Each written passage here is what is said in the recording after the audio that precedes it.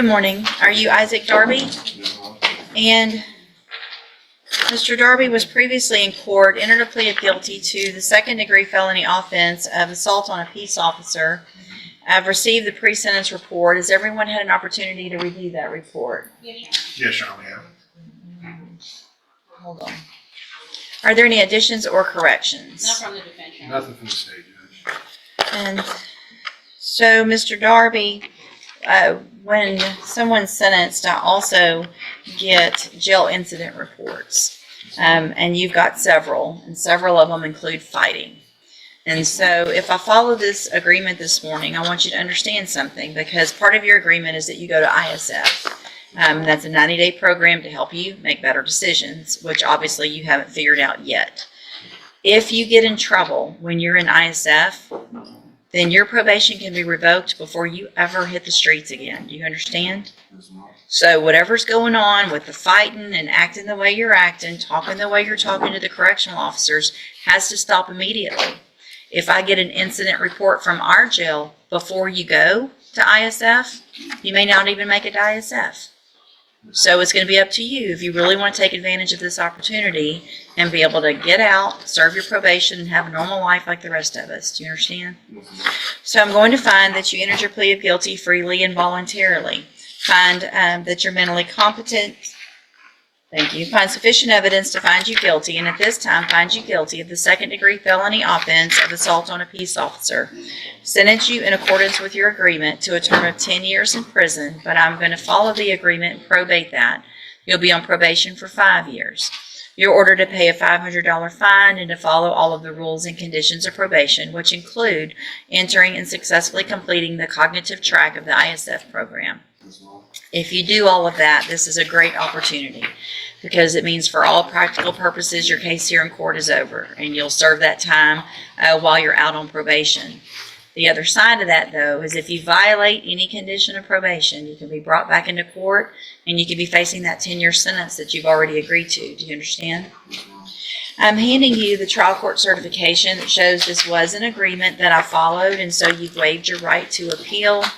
I have also handed you a written admonishment regarding your ineligibility to possess a firearm or ammunition. Because of the judgment entered against you, you're ineligible under Texas law to possess a firearm or ammunition. Possession of a firearm or ammunition could lead to charges against you. Firearm is a legal term, and you should read the written admonishment I provide you to see what devices qualify as a firearm. If you have questions about the laws that make you ineligible to possess a firearm or ammunition, or about how long that lasts, you can talk to Ms. Holmes. And I will sign a dismissal as part of this agreement in clause number 24, DCCR 0697, as soon as that comes through. Good luck to you, sir. Take advantage of this opportunity. Thank you, Your Honor. Good morning, sir. Eugenius Pew. And will your client waive the formal reading of the motion? He will, Your Honor. All right, Mr. Pew, in cause number 15-21944, I have a motion to revoke your unadjudicated probation. And will he waive the formal reading of that motion? He will, Your Honor. It shows that you were placed on probation June 22nd of 2015 for the offense of retaliation, and that was a 5-year deferred probation that's been extended. Is that correct? It alleges in count 1 that you committed the new offense of robbery, threats, November 27th of 2020 in Harris County, Texas, and is that true or not true? Count 2 alleges that you committed the offense of assault family violence on November 27th of 2020 in Harris County, Texas, and is that true or not true? And then finally, count 3 alleges that you were found guilty of robbery in Harris County, Texas on December 5th, 2020. Is it true that you entered and the state abandoned counts 4, 5, and 6? Yes, ma'am. Did you enter your plea of truth to count 1, 2, and 3 freely and voluntarily? Did you enter your plea of truth to those counts because you actually did what they asked you to? say. I have here on the computer some documents that have your signature on them that the state has marked as exhibit number 1. Before you signed these, did you go over them with Ms. Holmes? And do you fully understand them? And do you understand, if I follow the agreement that you've made with the district attorney, that you'll be waiving or giving up any right to appeal? State tenders number 1. No objection. It's admitted. Is there any evidence that Mr. Pew's not competent? No, Your Honor. All right, sir, I'm going to find that you entered your pleas of true to counts 1, 2, and 3 freely and voluntarily. Find that you're mentally competent and you understand the nature and the consequences of those pleas. Find sufficient evidence at this time to find you guilty and find you guilty of the third-degree felony offense of retaliation. Sentence you in accordance with your agreement for a term of 3 years in the institutional division of the Texas Department of Corrections. You will receive credit on that sentence for any time that you've been in custody that the law gives you the right to receive. I am handing you the trial court certification that shows this was an agreement that I followed, and so you've waived your right to appeal. I have also handed you a written admonishment regarding your ineligibility to possess a firearm or ammunition. Because of the judgment entered against you, you're ineligible under Texas law to possess a firearm or ammunition. Possession of a firearm or ammunition could lead to charges against you. Firearm is a legal term, and you should read that written admonishment I provide you to see what devices qualify as a firearm. If you have questions about the laws that make you ineligible to possess a firearm or ammunition, or about how long that lasts, you can talk to Ms. Holmes. All right, good luck to you, sir. You can go back with the bailiff. Good morning, sir. You're Adrien Cavalero? Yes, ma'am. And Mr. Cavalero was previously in court, entered a plea of guilty to the third-degree felony offense of evading arrest or detention with the use of a vehicle. I've received the pre-sentence report. Has everyone had an opportunity to review that report? Yes, Your Honor. Yes, Your Honor, I have. Are there any additions or No, corrections? Your Honor. None from the state judge. All right, sir, I'm going to find that you previously entered your plea of guilty freely and voluntarily. Find that sufficient evidence to find you guilty. However, I'm going to follow the agreement that you made with the district attorney, and in cause number 24, DCCR 2201, defer all proceedings and place you on probation for a period of 5 years. You're ordered to pay a $500 fine and to follow all of the rules and conditions of probation. If you do that, this is an excellent opportunity because you do not have a felony conviction on your record. And at the end of the probation period, if you're successful, the case will actually be dismissed and you'll never have the felony conviction. The other side to that is if you violate any condition of probation, you can be brought back into court, you could be found guilty, and you could be sent to prison for anywhere in the punishment range, which is up to 10 years in prison. Do you understand? And I'm handing you the trial court certification that shows this was an agreement that I followed, and so you've waived your right to appeal.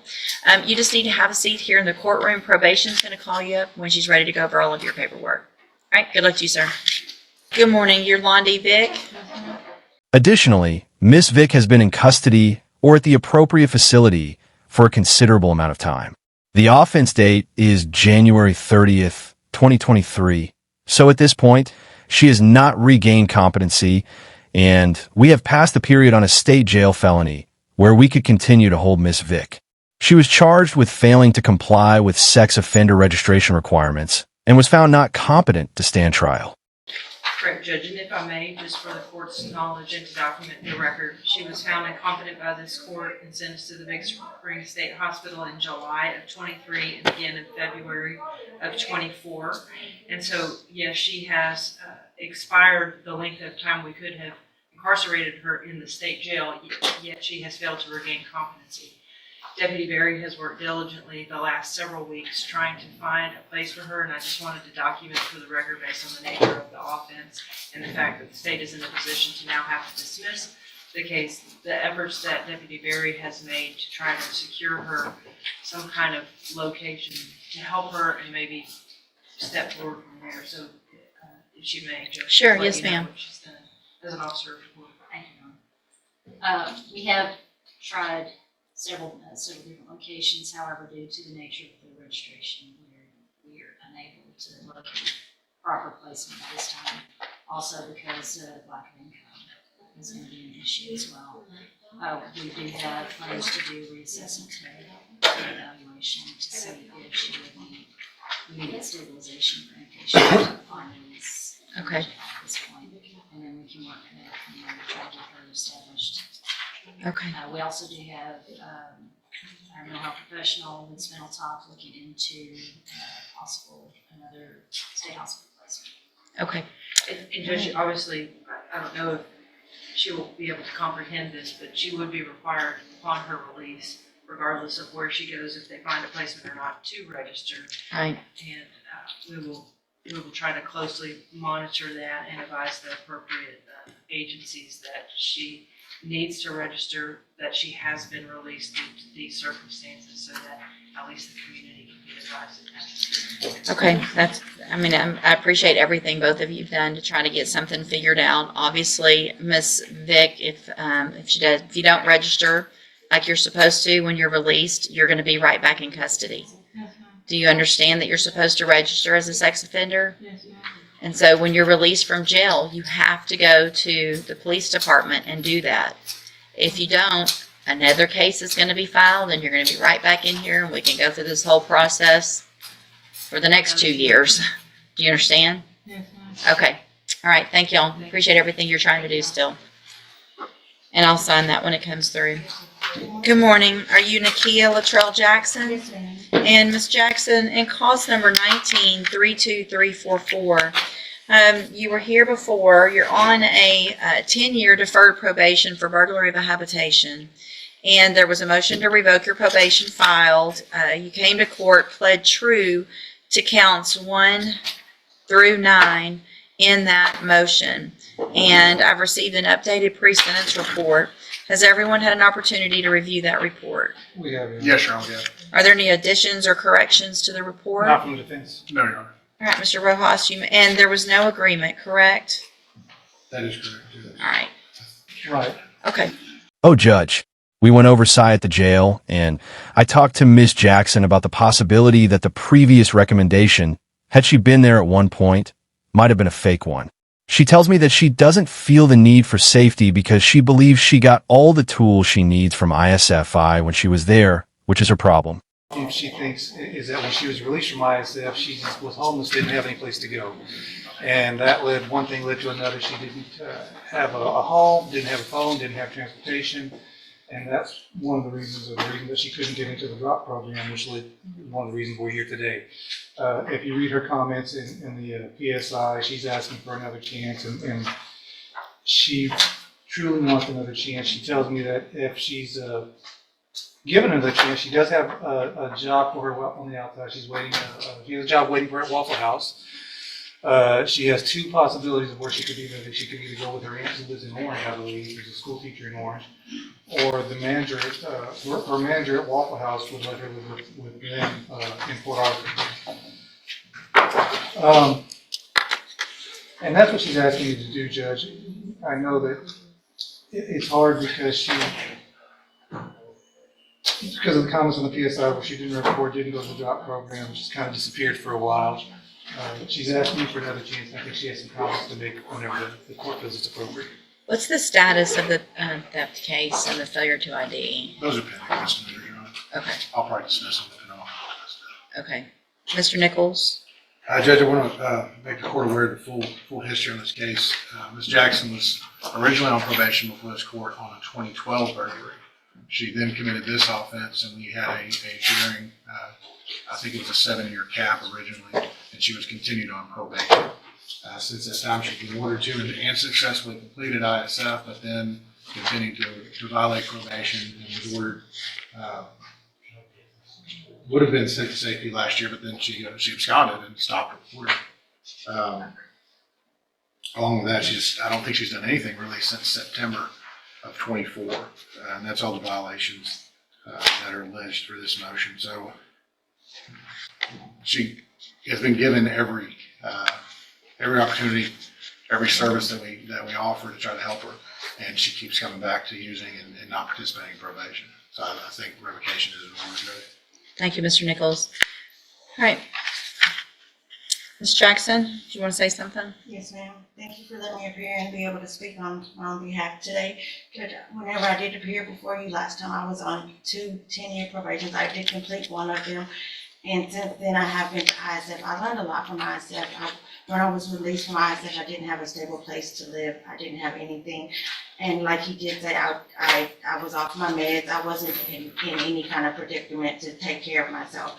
Since then, God has blessed me to be reconnected back with my family. I have a stable family support group now, and I can stay back on my meds. If you would give me another chance, I even said I tried the JCDI program or something, maybe out to become a a productive member of society if you allow me to just try. Maybe I'll double my fees on probation, do all my classes, try to get off early. I would like to try to get off early, go back to school, be a productive role model for my grandbabies. I learned so much in ISF. I didn't get a chance to fully get, if you just give me a chance to prove it to you. I feel like I've heard that before. I never took You've been on, hang on. I'm sorry. You've been on probation since 2012. Yes, ma'am. You didn't successfully complete a probation. We just let you get off of that one because you got on another one.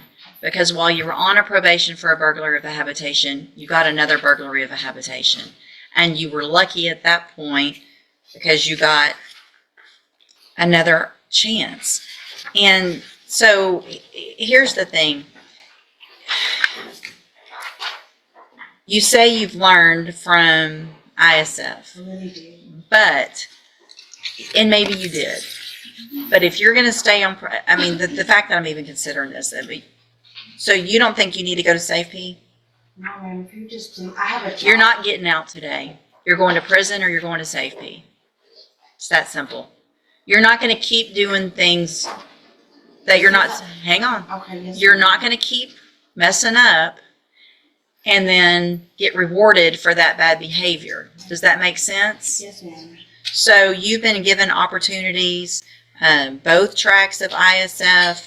You were placed on a special caseload to help you with any issues you were having, and you didn't do what they were asking you to do. So it's either special needs SafeP. Special needs SafeP is gonna take care of hopefully some of the mental health issues as well, correct, ma'am? I don't know about safety. Well, so there's a SafeP program. There's two different ones. There's your regular SafeP that's primarily just obviously drug treatment. Then there's a special needs SafeP that also takes into consideration any mental health issues and help for somebody who might need some help with regard to that, which is clearly, it looks like what you would qualify for because you have refused to go get any of the mental health treatment that has been offered and handed to you while you're on probation. So what I'm going to do today, Ms. Jackson, and I'm probably going to look, hopefully I won't, but if I look back on this again. If you're back here, I'm going to ask myself why I did what I did today. If I have to ask myself why I did anything, it's typically not good. And you might spend up to 20 years in prison today. Today I could send you to prison. And if you're back in here and you don't take advantage of what you're given today, then you're going to be looking at that entire range of punishment, and it's probably not going to be on the low end. Do you understand? I'm going to find that you entered your pleas of true to counts 1 through 9 freely and voluntarily. Find those counts true. Find sufficient evidence to find you guilty. However, I'm going to continue you on probation. I'm going to order that you enter and successfully complete the special needs SafeP track. You'll get hopefully more tools and all the tools that you need to get out and complete this probation. You will be on 0 tolerance. That means you cannot miss one appointment. When you get out of SafeP, then if the probation department thinks that JCDI is appropriate for aftercare or the DROP program, you miss one appointment, you miss one testing, then you're going to be right back in here with a motion to revoke. This is it. No mess ups, not even a single one. Do you understand? That's what 0 tolerance means. All right, I'm going to hand you the trial court certification. This was not an agreement. There's some rights to appeal. You can talk to Mr. Rojas about that. All right, good luck to you, ma'am. All right, you're Charles Young. Answer out loud. And Mr. Young, you can see on the screen. I'm going to try to make it bigger over there. I don't know what I'm doing. Give me a second. I need the motion so I can see both things at the same time. Good morning, Mr. Wilkerson. Good morning, Your Honor. And so Mr. Young is, these are so hard to figure out. Charged with burglary of the habitation And cause number 25, DCCR 0102. The state has filed a motion to increase or modify bond conditions. The bond is currently set at $25,000. And Ms. Malfino, you may proceed. Thank you, Judge. I have not been able to speak with Mr. Wilkerson about this other than on email. I know he sent, included the court on several, difficult to let case on email, and I don't want to do that. Why I filed the motion was because the complainant in this case, Ms. Harris, has reached out multiple times to the office and sent copies of text messages that either she or her mother or someone she's associated with report have come from the defendant stating that he will press charges on her as soon as the case is dismissed, that he didn't do anything. Obviously, that's what a jury trial is for, and we're having to go in that direction if we need to. I just wanted to bring it to the court's attention so that he may be admonished, whether he's doing it or not, that he is to have no contact with the complainant, Michaela Harris, either in person, indirectly, through a third party, etc., as a condition of this bond, just because she has reached out and expressed her concern over that. Your Honor, So- Yeah. So I haven't seen any of these messages that Ms. Malfino is talking about. I have provided some of our evidence to her. What I will say is I know that Mr. Young, when he first bonded out, was not aware of who the complaining witness was. Again, I haven't seen any of these messages. I do know that after he met with me for the first time, he has had no contact. If the court were to seek to increase the bond or revoke the bond, I would ask Your Honor that the state be required to present evidence of the allegations that are being made. Thank you, Mr. Wilkerson. And so because she's not here to testify today, I'm not inclined to revoke or raise the bond. But here's what I'm going to do, Mr. Young. Her name is... And that wasn't necessarily my position, Right. Judge, and it's hard for me to share that evidence with Mr. Wilkerson over the Zoom. Sure. No, you can't do that. We're not going to... And I'm not going to read them out loud. Because they're not nice. And if this stuff is coming from you, if it ever came from you, or if it came from someone that you know that was trying to be funny and made it look like it was from you, you're the one that's going to end up in jail waiting on your trial. Do you understand? So you are, as a condition of your bond, to have absolutely no contact with Michaela Harris. You know Michaela Harris, right? Okay. Thus, this is what that implies. It could be any type of communication, including sending direct messages, Snapchats, text messages, emails, or communications through other people. It's not limited to in-person interactions as we have right now. Anything at all, if it comes from you, is going to end up you right back in here with the motion to raise your bond. I'll end up raising your bond if I find that you did those things, and you're going to go to jail. Do you understand? So it's very important.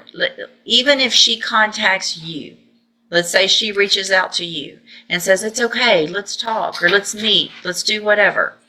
If you do it, you're going to jail, not her. She can't give you permission to violate this order that I'm giving you today. So it's only me. And so and as long as you understand that, you need to get with Mr. Wilkerson for the next court date. Y'all can go over everything. He'll get all that information from Ms. Malfino, and then we'll see if we can get an announcement at that next court date. All right, so again, anything at all, if Ms. Malfino gets a phone call that says, hey, this is happening again, I'm getting some messages, then we're going to be right back in here and it won't go like this, okay? All right. Thank you, Mr. Wilkerson. You're free to go. Thank you. Good morning, sir. Are you Oscar Thomas? And Mr. Thomas, in cause number 24, DCCR 2236, you were previously in court, entered a plea of guilty to the third-degree felony offense of unlawful possession of a firearm by a felon. I've received the pre-sentence report. Has everyone had an opportunity to review that report? We have, Your Honor. Are there any additions or corrections? No, Your Honor. Judge, I know the court probably has some concern with his version of the offense as well as the criminal history. The offer was extended based on the age of that criminal history, but we would defer to what you think is appropriate. No, I don't disagree with the age, and I think that there's obviously some other issues that we're going to address that probably can explain some of that as well. So, Mr. Thomas, I'm going to find that you previously entered your plea of guilty freely and voluntarily. Find sufficient evidence to find you guilty, and at this time find you guilty of unlawful possession of a firearm by a felon. Sentence you in accordance with your agreement to a term of 10 years in prison, but I'm going to probate that, and you'll be on probation for 10 years. You're ordered to pay a $500 fine and to follow all of the rules and conditions of probation.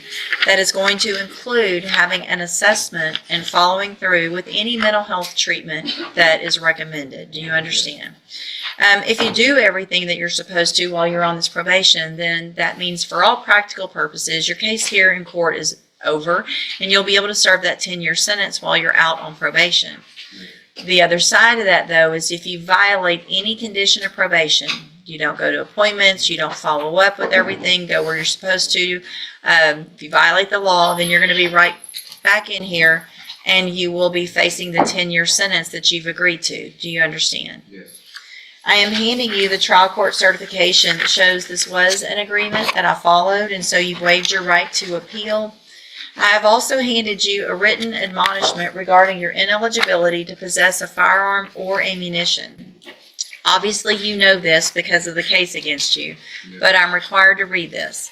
Because of the judgment entered against you, you are ineligible under Texas law to possess a firearm or ammunition. Possession of a firearm or ammunition could lead to charges against you. Firearm is a legal term, and you should read the written admonishment I provide you to see what devices qualify as a firearm.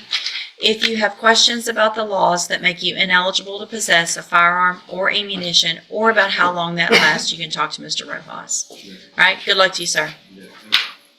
Good morning, sir. You're Michael Davis, and this is cause number 19-32496. Mr. Davis was in court previously, entered a plea of guilty to driving while intoxicated with a child under 15 years old. There was a punishment. It was sentenced, and it has been less than 30 days since then. And I've received a motion for new trial that has been filed by Mr. Parker that states that Ms. Malfino, you're in agreement with this motion because there was a mistake in y'all's calculation of time credit. Is that correct? Correct. The purpose of this, judge, is we're trying to get him out of here because he pled out on his case, the underlying case that caused the motion in Harris County, and was sentenced to probation over there. And one of the conditions of probation, it's not safety, but it's an in-house treatment facility over there. And so we thought he had more credit because he had been arrested in October, but apparently the motion wasn't filed. And it wasn't filed till like January, so he didn't have credit for that time that he was actually in custody. He may lose that bed over there based on Okay. that probation. Um, So ours was a state jail felony, which you allowed us to offer a 1244 on. He just didn't have as much credit as it appeared he did based on the offense day. There was not an appropriate Right. rule or something like We've that. got an agreement, if the court allows this, we got an agreement for a little less time, basically. I'm fine with that. I guess I'm wondering, And I just kind of did that off the top of my head, a motion for new trial with the nunk of the judgment and then resentencing. If that would. well, we would have to do the whole, if the motion, which is fine, we'll just have to go through the motion to revoke again. Right. Get pleas on that. That's fine. Is there, what about just a motion to reconsider, can we just change? I think can I do a need to- motion, an oral motion to reconsider sentencing. I don't want anything orally done Okay. because it won't make sense in the file that I just changed it. Yeah. Let's just do it this way. I'll grant it, the motion for new trial, and then you guys can get the paperwork done, and we'll take that plea up in just a few It minutes. would be okay with the court for us to just proceed on count one, which was that new offense. in Sure. Harris County. I'm fine with that. We don't need to, the less we have to go through and read, the better. We got it done, she's got it. Okay, back on the record in cause number 19-32496. And sir, again, you're Michael Davis. And Mr. Parker, will your client waive the formal reading of the motion? You will, Your Honor. And I realized that we would just go on count one, right? Yes, sir. Mr. Davis, I have a move to revoke your community supervision, which reveals that you were put on probation on March 3rd, 2021, for driving under the influence with a minor. That was a 2-year sentence in the state jail that was later extended to 4 years. Is that accurate? It alleges in count 1 that you committed the offense of driving while intoxicated third or more February 5th of 2025 in Harris County, Texas. And is that true or not true? Did you enter your plea of true to count 1 freely and voluntarily? And because you actually did what it says you did. I have here on the computer some documents that have your signature on them that the state's marked as exhibit number 1. Before you signed these, did you go over them with Mr. Parker? Yes, sir. Do you fully understand them? I think so, yes, sir. And, well, do you understand that if I follow the agreement that you've made with the district attorney, that you'll be waiving or giving up any right to appeal? Yes, sir. State tenders number 1. No objection. It's admitted. Is there any evidence that Mr. Davis is not competent? No, Your Honor. And so, Mr. Davis, I just want to make sure that you understand that if I follow the agreement, it's for a 120-day term in the county jail under Section 1244 of the Penal Code, which means you have the state jail felony conviction, but you will be able to serve any time in the county jail. You will be given credit on that for any time that either we had a hold on you or you were in our county jail. Is that your understanding? Yes, sir. All right, then I'm going to find that you entered your plea of true to count 1 freely and voluntarily. Find that count true, find sufficient evidence to revoke your probation, and at this time revoke your probation. Reassess your punishment in accordance with your agreement to a term of 120 days in the Jefferson County Jail under Section 1244 of the Penal Code. You will receive credit on that sentence for any time that you've been in custody that the law gives you the right to receive. I'm handing you the trial court certification that shows this was an agreement that I followed, and so you have waived your right to appeal. I've also handed you that written admonishment regarding your ineligibility to possess a firearm or ammunition. We went over that a few weeks ago. I'm not going to read it again. You understand that you are not eligible to possess a firearm in Texas. All right, good luck to you, sir. You can go back with the bailiff. Thank you, Judge. All right, you're Calvin Randall. And so Mr. Randall has 3 new cases. Cause number 24 DCCR 1278, charged with aggravated assault with a deadly weapon. Cause number 24 DCCR 1529, charged with unlawful carrying a weapon on alcohol premises. And cause number 24 DCCR 1530, charged with evading arrest or detention with the use of a vehicle. Then we have cause number 2136882. Mr. Randall is on probation currently for aggravated assault causing serious bodily injury. There is a motion to revoke probation in that case. There was a request previously for me to set a bond, which I did back in June of 2024. There was a bond set in that motion to revoke case, it looks like. That obviously hasn't been made. There are bonds in all of the others, a $15,000 bond, a $100,000 bond, and a $200,000 bond. And we have gone through, if I'm correct now, what y'all are saying, there were pleas on the motion to revoke, and that is set for a hearing July 2nd. He pled true to some of the administrative counts. But we're set for an actual hearing with regard For the to, new offenses, Judge. okay. And you're asking me to reduce the bond on those cases? Yeah, he's got a total of like $325,000 worth of bonds on the biggest bond is the motion to revoke bond, which is $200,000 bond. He's requesting that, I mean, he lives here locally, he's willing to wear any kind of GPS device, whatever, his main motivation is that he would like to spend some time with his family prior to coming back to court on July the 2nd, in the event the court does revoke his probation. Mr. Phillips Smith? State's obviously opposed, Judge. There are some jail incident reports from May 5th.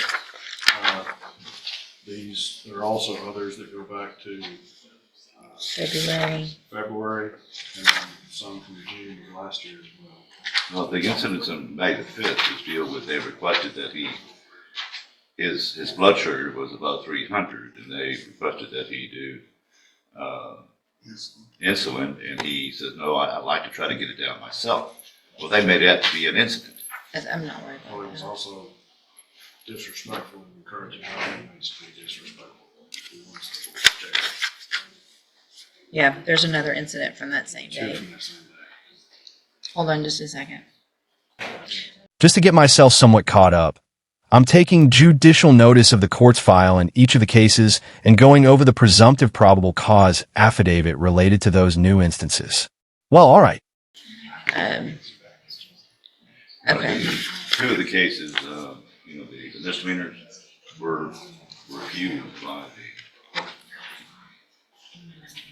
I believe, unless I'm misspeaking. I don't know what misdemeanors you're talking about. I mean, we've got an evading arrest with a vehicle. We've got unlawful carrying a weapon on alcohol premises, and a new aggravated assault with a deadly weapon, all new cases that have been indicted.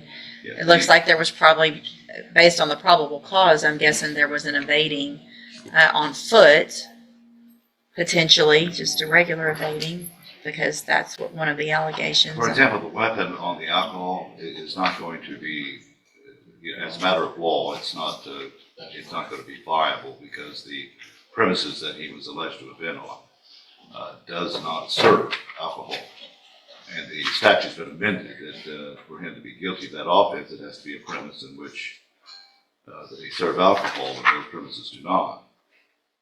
And The S&S grocery doesn't sell alcohol? The S&S grocery on Concord doesn't sell it alcohol? sells alcohol, it does not, you cannot consume alcohol. And the statute's been amended to say you have to, it has to be a premise where they consume alcohol. Okay, I haven't read that, but that's fine. We still have the aggravated assault with a deadly weapon and the evading arrest with a Correct. vehicle, That is- regardless. Okay, and we're set July 2nd. That is correct. No, your motion's denied in all of the cases, I think, based on the nature of the underlying offense that Mr. Randall is on probation for, and the fact that the allegation is a similar allegation, another aggravated assault with a deadly weapon, the evading, all of those underlying facts. I'm going to deny the motion to reduce bond in all of those cases. And we'll see y'all back on July 2nd for that hearing. If you enjoyed the video, make sure to hit the like button. If not, feel free to hit dislike. But don't forget to leave a comment below and subscribe with notifications turned on so you never miss any of my content.